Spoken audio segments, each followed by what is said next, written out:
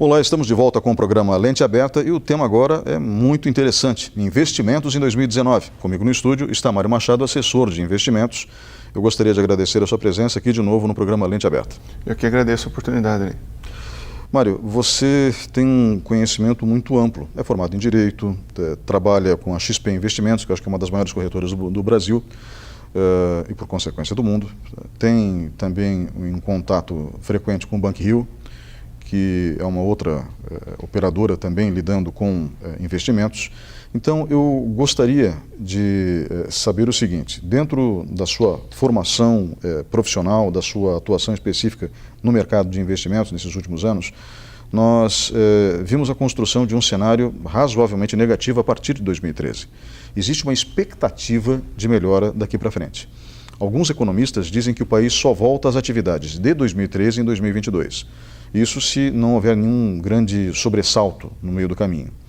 Mas o fato é que nós tivemos um ano ruim, esse ano de eleições, turbulência, enfim, e agora as coisas caminham para uma certa normalidade, apesar de alguns sobressaltos.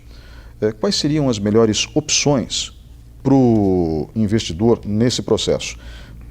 Podemos dizer, por exemplo, que a Bolsa de Valores é um investimento interessante? Então, Ney, a primeira coisa que a gente tem que estabelecer é o que é o Brasil hoje, o Brasil pensando em Bolsa, né?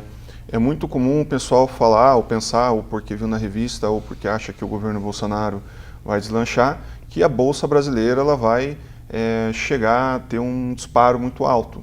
E na verdade, assim, o Brasil é uma economia que a gente está esperando agora um pouco mais de seriedade com esse novo governo.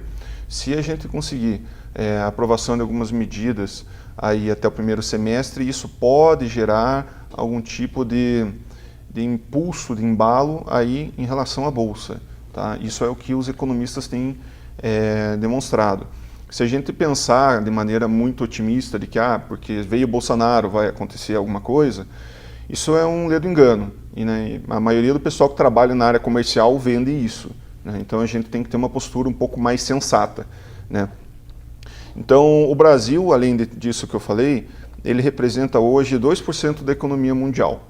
Tá? Então assim, que força tem o Brasil sozinho, com um governo que foi recém-estabelecido e sem histórico, né, vai conseguir se reerguer no meio de tudo.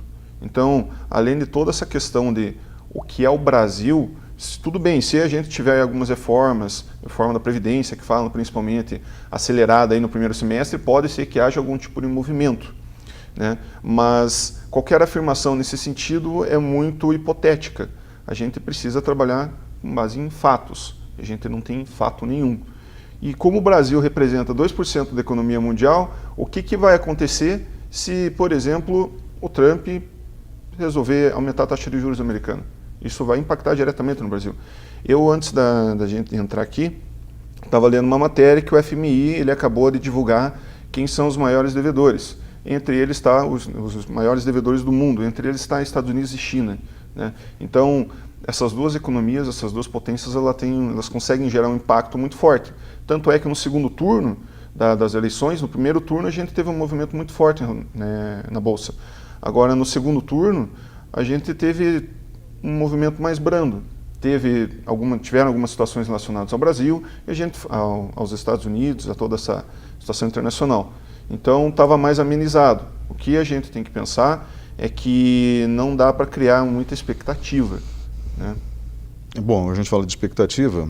Quando Donald Trump assumiu o governo norte-americano, todo mundo tinha medo de uma terceira guerra mundial. Isso acabou não acontecendo, embora ele seja meio destemperado. Agora, ele teve uma atuação correta do ponto de vista norte-americano na economia. Ele reduziu impostos, gerou empregos e aumentou o consumo. O problema é, esse aumento de consumo pode conduzir a uma recessão? Então, existem vários economistas, várias casas de análise, né, inclusive internacionais. Até então não se falava nada disso. Hoje, agora, está tendo um pouco, de certo modo, uma consolidação de que pode haver uma recessão nos Estados Unidos, aí talvez final de 2019, meados de 2020, por vários fatores, né? A gente está com uma inflação em relação à produção, a gente tiveram várias coisas que aconteceram no governo dos Estados Unidos, a inflação está subindo. Isso gera a possibilidade, espaço, né, para com que eles aumentem a taxa de juros americana. Isso vai impactar, né? Você está com um país considerado mais seguro do mundo, com uma taxa de juros maior, o fluxo do capital que está aqui pode sair daqui. Isso pode gerar com que a bolsa caia. Pode, tá? Tudo pode, porque pode acontecer também alguma outra coisa na China que a gente não tem como quantificar.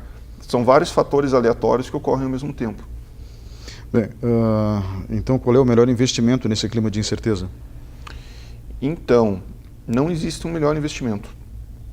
Não existe um melhor investimento. Existe uma carteira de investimentos que ela esteja alinhada com os objetivos do investidor. Então, daí a gente vai pensar, tudo bem, eu sou mais agressivo ou sou mais conservador, eu vou colocar nos meus investimentos uma parte em bolsa. E daí, com base nisso, a gente vai trabalhar em cima. Porque a bolsa, dependendo do perfil, eu sou uma pessoa que tem metade das aplicações em bolsa, né?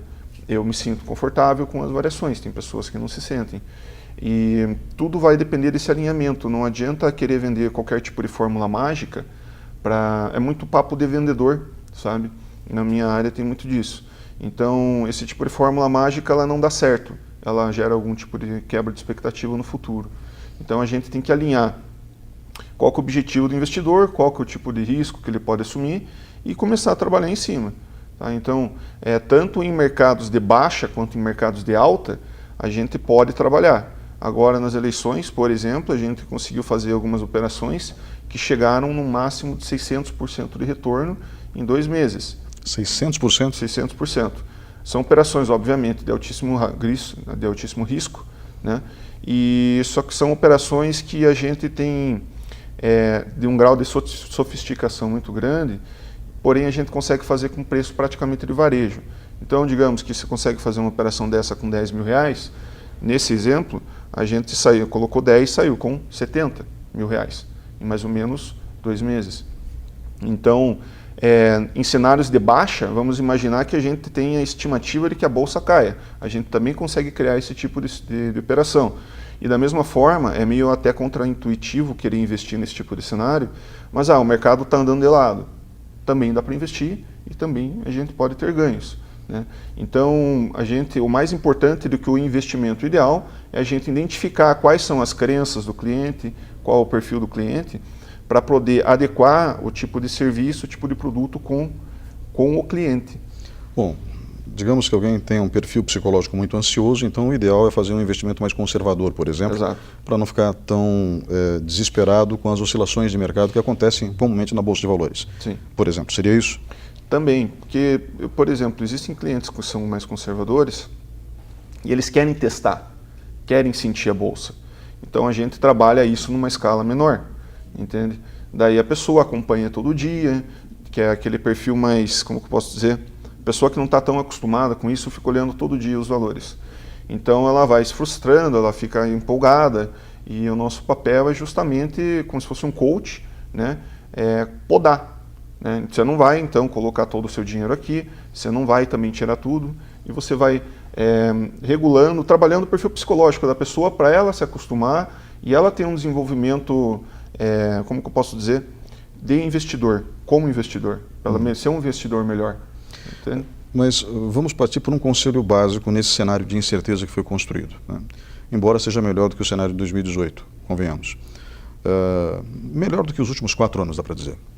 Então, esse cenário, embora seja de incerteza, eu tenho, por exemplo, R$1.000 para fazer um investimento. Uhum. Tá? O correto é que eu, se for arriscar, arrisque com 30% desse valor e coloque 70% em investimentos mais conservadores nesse momento de incerteza? Bem, primeiro, se você só tiver esses R$1.000, eu ia falar para você não querer fazer somente investimentos conservadores, se é só isso que você tem. Esse dinheiro você pode precisar.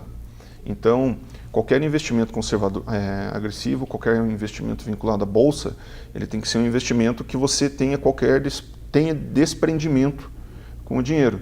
É um dinheiro que você assume que ele vai poder ficar 2, 3, 4, 5 anos, 10 anos trabalhando para render mais.